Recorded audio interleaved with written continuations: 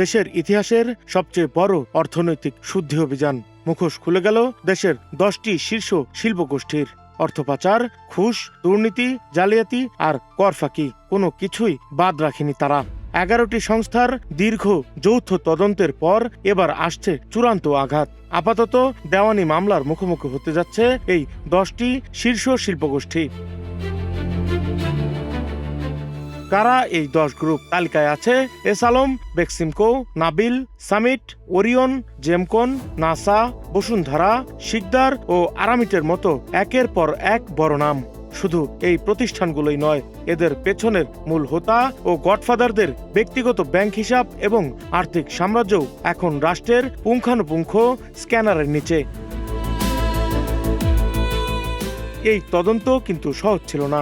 গত বছরের 2 ডিসেম্বর আর্থিক প্রতিষ্ঠান বিভাগের চিঠির পর এই বছরের 6 জানুয়ারি চূড়ান্ত হয় যৌথ তদন্তের ব্লুপ্রিন্ট। সিআইডি, এনবিআর এবং দুদক করেছে মূল তদন্ত, আর নেপথ্য থেকে পুরো সুতো টেনেছে আর্থিক গোয়েন্দা সংস্থা BFIEU। আইনি লড়াইয়ের ঢাল হিসেবে শক্ত পাহারা দিচ্ছে অ্যাটর্নি জেনারেলের কার্যালয়। চরম গোপনীয়তা আর সংবেদনশীলতা রক্ষা করে তৈরি হয়েছে অকাট্য প্রমাণের পাহাড়। কি আছে এই তদন্ত প্রতিবেদনে?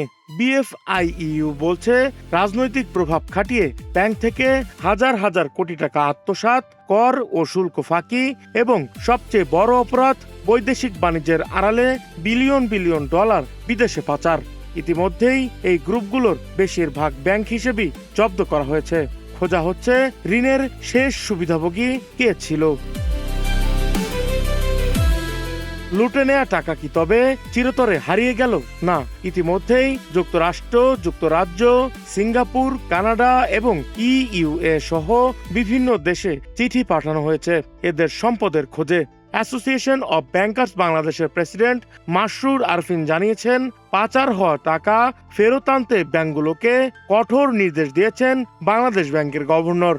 যদিও এই আইনি প্রক্রিয়ায় 3 থেকে 5 বছর সময় লাগতে পারে, তবে এ টাকা ফিরবেই এই আশায় বুক বাঁধছে দেশ।